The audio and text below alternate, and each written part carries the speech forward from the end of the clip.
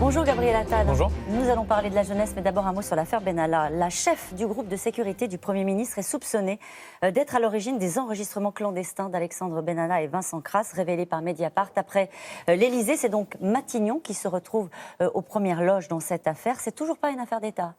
Moi, j'ai lu, comme vous, que c'est une information qui avait été démentie par Matignon parce que démentie par l'intéressé. À partir de là, la justice fait son travail et c'est à elle de déterminer la vérité dans cette affaire. Vous avez du mal à vous en sortir de l'affaire Benalla? Ce qui est certain, c'est que ce matin, j'aurais préféré vous parler de la jeunesse et du grand débat et que ça revient assez régulièrement. Et c'est vrai qu'il y a une forme de feuilleton qui nous empêche de parler des sujets qui, je pense, intéressent les Français. Mais moi, je suis là pour répondre aux questions qui me sont posées et donc je réponds à ces questions, même si c'est la justice qui doit répondre sur le fond à cette affaire. Mais Matignon n'a pas démenti avoir donné des informations au parquet. Matignon a déclaré avoir répondu à des questions de la presse qui lui étaient posées.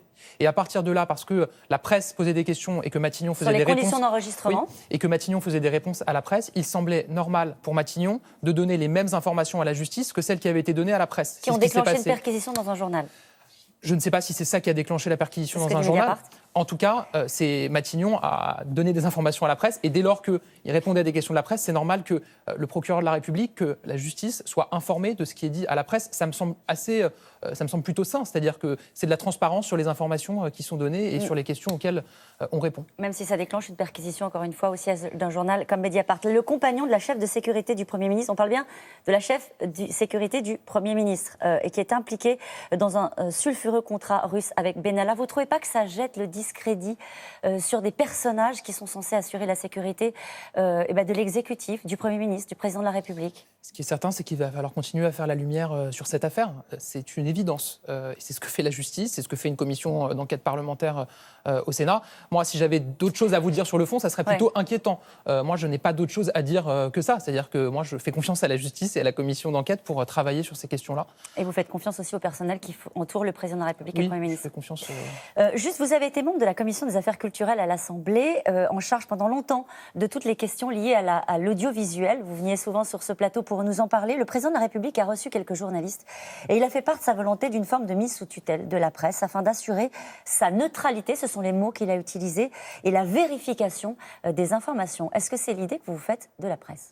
Alors, moi, je n'étais pas présent à cette rencontre. Je n'ai pas entendu le Président de la République s'exprimer sur ce sujet. Si je comprends bien ce qui est relayé, c'est la volonté de donner plus de moyens à la presse, de fact-checker, de vérifier les informations. À partir de là, ça me semble plutôt une bonne idée. Après, j'ai pas les L'agence d'État détails. de vérification de l'information. J'ai pas les détails de comment les choses pourraient s'opérer. En tout cas, c'est pas l'idée que vous vous en faites. Je pense que ça part du constat qu'il y a besoin aujourd'hui de vérification des informations qui circulent, notamment sur les réseaux sociaux. C'est ce qu'on a vu à l'instant. Il y a un vrai enjeu. Je crois que, par ailleurs, le 20h de France 2 s'est engagé aussi dans cette démarche-là avec une rubrique de fact-checking.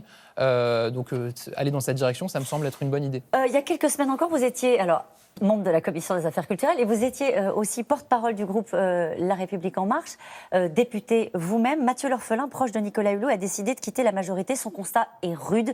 Il évoque aucune avancée obtenue depuis 20 mois sur les questions écologiques. Il parle d'un échec collectif.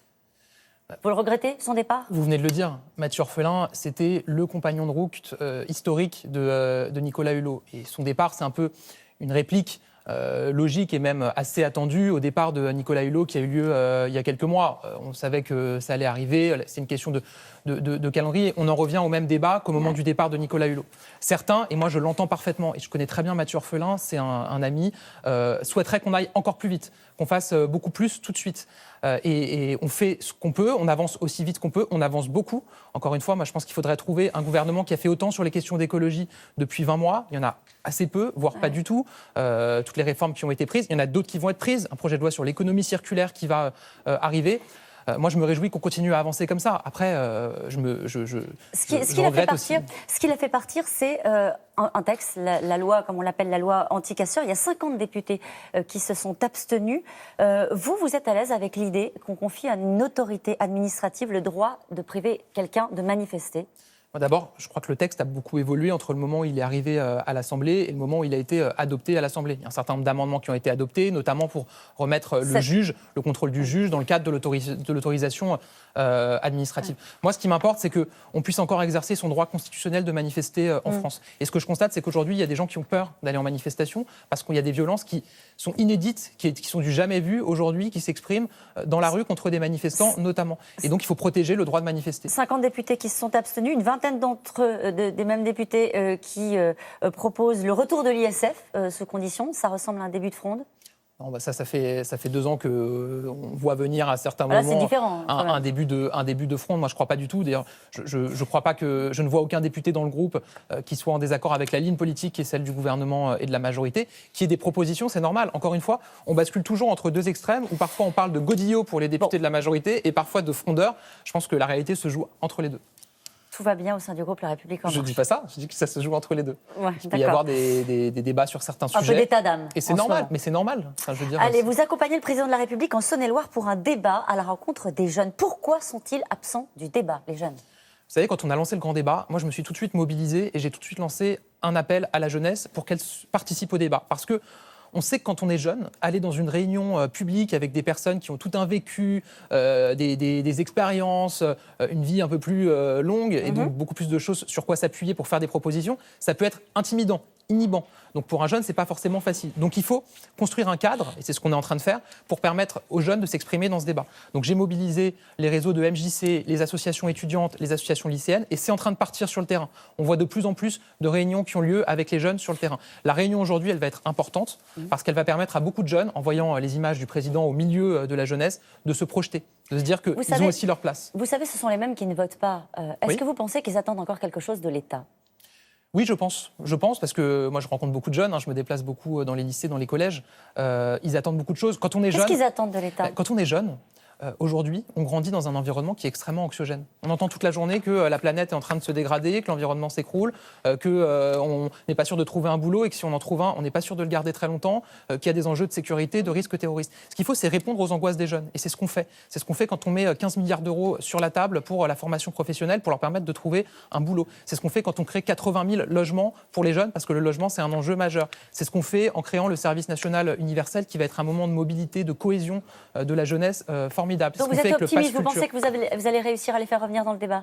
Moi, je pense qu'on fait tout pour la jeunesse et qu'on agit pour son émancipation, sa mobilité. Et ce que je constate, c'est que sur le terrain, la jeunesse est en train de s'emparer de ce débat. Mais il faut qu'on continue, qu'on la mobilise, qu'on lui montre qu'elle a toute sa place. C'est ce que vous allez faire aujourd'hui. On va avec le président aujourd'hui dans Saône-et-Loire. Merci à vous, Gabriel Attal. C'est à vous, Laurent.